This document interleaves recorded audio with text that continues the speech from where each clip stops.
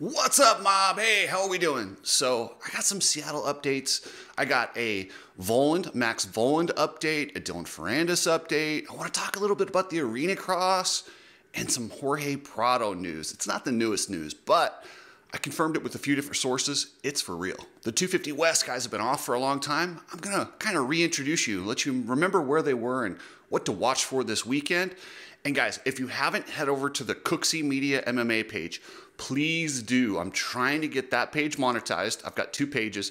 There's some funny stuff on there. If you guys know who Ian Gary is and his wife, Layla, check out the breakdown I did of her ridiculous PR capabilities. And yeah, so it's this younger guy with this older smoke show woman. It's pretty funny. But anyway, guys, without further ado, let's get into this. You need people like me so you can point your fucking fingers and say, that's the bad guy. So Max Voland, who has been silent since dislocating his hip at the Kawasaki practice track. Remember the horrible picture of Anderson sitting there with him? That was tough, man. This poor guy's been through it. He's had another hip injury when he first started. Remember the rookie season in, I believe it was Texas? One of those rounds, he hurt his hip. That sucks, man. The hip can get degenerative. I'm really worried about that. And then he had some complications after surgery. He will miss the entire Supercross season.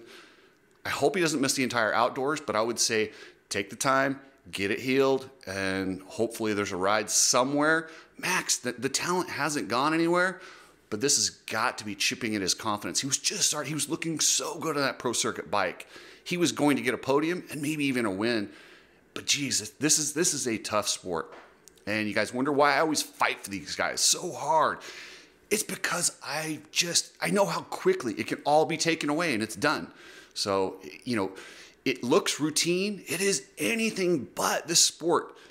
Just one mistake can cost you not only your career, but walking and the rest of your life. It's got some serious consequences. But looks like Faulkner's trying to get back out there. He's somewhat healthy, and I think we might actually see Faulkner before the Supercross season's over. Dylan Ferrandis, gosh dang it. He was looking so good on that Honda. Consistent, cranking along. I mean, for Supercross, for Dylan, that's pretty good. He looked as good as he's looked in probably any other season. The team was getting it dialed in. He has what they're calling a lung infection. Usually somebody has, you know, a virus or something like that. I've never heard lung infection, which leads me to believe maybe it's a bacteria in the lung, which I'm surprised that doesn't happen more often to motocrossers because you're sucking in so much dirt. But anyway, he should be back next week. So get well, Dylan Ferrandis, and we'll see you at St. Louis. Hopefully. And man, this weekend in Seattle, yes, we always know it's going to be a mud race, but I don't know about you guys, but I am so sick of these tracks sucking. And I understand it's Mother Nature. And the Dirtworks crew works miracles. They are nothing short of miracle workers at making these things raceable. Could you imagine if this is the weather we had in 1985? It would be really, really sloppy and gnarly, and the whole season would be kind of a wash. But they've been able to make the tracks raceable, and the best guys are still winning. Jets on top. But the rain on this weekend, they got the track built early, covered it. It's sealed down, so it's going to be dry on the underneath. So if they don't get rain on race day, there's a chance that this track, Seattle's kind of always soft. But if they can keep this thing sealed and if the rain holds out at the right time, we might get ourselves a real Supercross this weekend. The 250 West guys have 5 rounds left, 2 of which are East-West shootouts. With that many rounds, there's 5 guys that I looked at on the points that can still win this title, legitimately. Starting with the 5th, which would be Joe Schmoda. Joe, okay, he's kind of out of it unless he can start winning. But the thing about Joe is he has that kind of talent. He could easily go on a run and win the next 3 races in a row. And all of a sudden, he's right back in this thing with 2 rounds to go. And the final being an East-West shootout.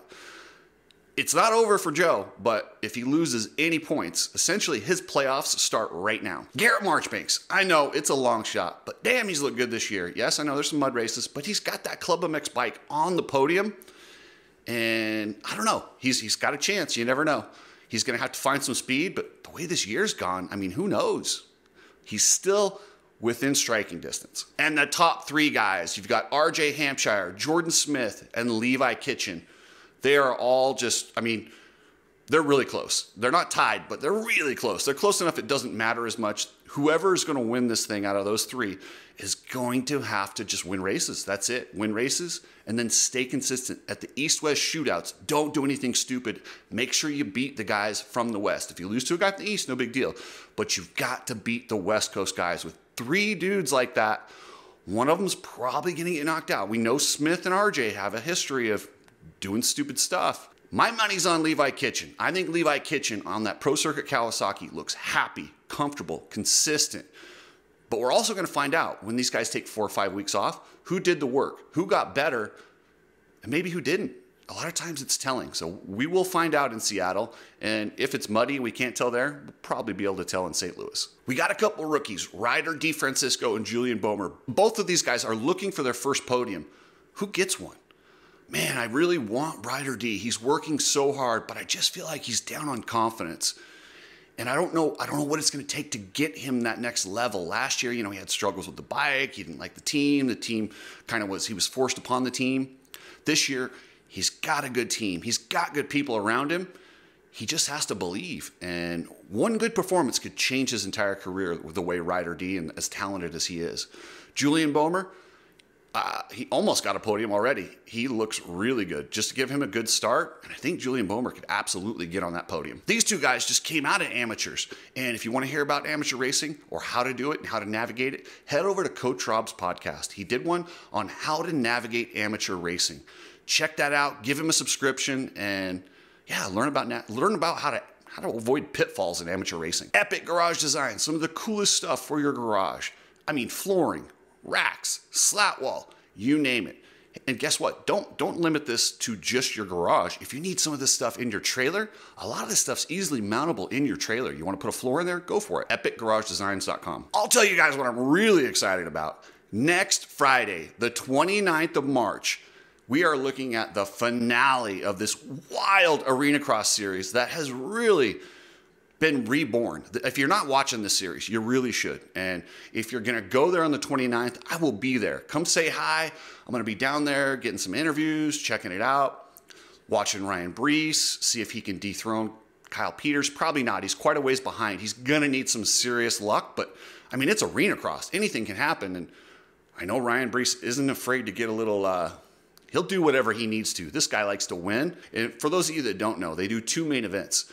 And the second main event, they invert the order. So if you started, and won the first race, you start on the back row in the second race. It makes for some incredible action. Then you have these young guns, Isaiah Clark and Crockett Myers, and these guys just out there battling. And just, it's old school. It's like watching motocross from the 90s. They ride dirty. They argue in the pits. It's so much fun. It's just like if you're in Vegas on the 29th, you gotta go to this. It's so much fun. Guys, get your t-shirt over at Ride Strapped. Ride Strapped has t-shirts, goggles, glasses. Support this company. They're a good company and they're on their way up. If you're shipping anything using a truck, hit up Precision Transport. Precision Transport is awesome. Customer service, family owned. And they don't jerk you around like most trucking companies. Trust me, you want to deal with these guys, and they support motocross. So we got to see the world champion Jorge Prado come over here with the Gas TLD team and race some Supercross, and it was awesome. I love the fact that this guy came over here and dipped his toe in just to kind of make sure that he wanted to come over here and race full time. I know the guys at Gas wanted to keep him. For whatever reason, he has chosen to go with Kawasaki. He will be replacing Adam Cincerillo on Team Kawasaki. And watch for Adam Cincerillo in the broadcasting. I'm telling you guys, this guy's awesome, and I hope that's where he ends up because I don't want him leaving the sport, and I know he can't continue racing because of his arm. David Villeman reported that Jorge Prado had signed a deal. Sure enough, I checked around and got with my sources, and yeah, but I was disappointed because I really thought it was almost a done deal that he was going to the Gas team for next year. Apparently, Jorge Prado thinks he has a better chance at winning on the Kawasaki, or maybe, I don't know if it's the bike, if it's the team, whatever the deal is, Jorge Prado thinks he has a better chance of succeeding in the United States on Team Kawasaki over the TLD Gas team. Either way, we all win. Jorge Prado will be here full-time next year. Man, I hate reporting on stuff like this. This sucks. But we can help out the family. A gentleman by the name of Alistair Dykart was struck by lightning while at the race. I believe it was in Lake Whitney, and he's in bad shape. But if you guys want to reach out, I'm going to put the link to his the GoFundMe account for Alistair in there. It's just a really sad story. I mean, really, lightning? Of all the dangers in motocross, and poor Alistair gets hit by lightning. Man, this sucks. If the sport's not dangerous enough. But if you want to help that family out, the link is in the description, and we're sending our best to that family. Thank you, guys. I appreciate everything. If you guys need a real estate agent, hit me up. I'm your guy. Anywhere in the country, buy, sell, lease, whatever. And then also, I'm going to leave you here with a little sample of my MMA page. I need to get 1,000 subscribers and then a certain amount of watch hours, but I'm about half of the subscribers I'm close to 500 right now. If I could just get 500 of you guys, just go over there, give me a subscription. I don't even care if you watch the videos. Just head over there, subscribe. You're helping me out. I really appreciate it. The mob is the best. So here's a little sample of what I'm doing on that channel. Yeah, so what does she do? She nabs herself a prospect. Yeah, she did. And hey, good for her. I'm not hating on it, but stop hating on everybody else. And so much so that Kevin Holland's page looked like a full shrine to Ian Gary for a complete 3 weeks, as he just kept regurgitating this Ian Gary content. You see, if you have no morals, no creativity, and you need to hit the numbers online, then the numbers are often worth the lie. She makes it like Ian Gary is this hot prospect, and the reason everyone's talking about him is because he's so good and they're riding coattails. No, it's because you've done so much dumb stuff and there's so much out there that it's so easy and funny that, yeah, we all latch onto it. And we cannot believe the ignorance by Mrs. Gary Machado there. It's ridiculous. Lie number 3. Ian is a cuck. Step back up, Sean Strickland, a man who's unlikely to be au fait with the Shakespearean English he unwittingly used when calling Ian a cuck. First penned in the story of Othello, the word cuckold refers to the fear of a man who's been betrayed by his wife. Sean Strickland has been talking an awful lot about Ian Gary's wife. I've been called a sexual predator, a paedophile, an abuser, all by the man who alleges he suffered that exact abuse as a child growing up. In the Shakespearean classic, Iago tells Othello about Desmonda's adultery and he blindly believes the rumors. It's serendipity and not merely coincidental that Iago was lying. There was no truth to the story at all. Othello, like the crowd at UFC 298, was cruelly misled by Iago's jealousy and insecurities. Othello was never the cuckold he was called. His wife was never an adulteress. And notably, when the lies were exposed, Iago was taken away to be tortured and killed. And then she talks about the cuck. Oh boy, this is ridiculous.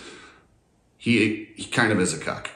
He took her name. I don't know, and whether it be a cuck or just a man who's given into an older woman, whatever you want to call it. It's the way she gives this explanation of the word, as if we're too dumb to understand what a cuck is in modern day society. It doesn't mean the same thing as it did in Shakespeare, you idiot.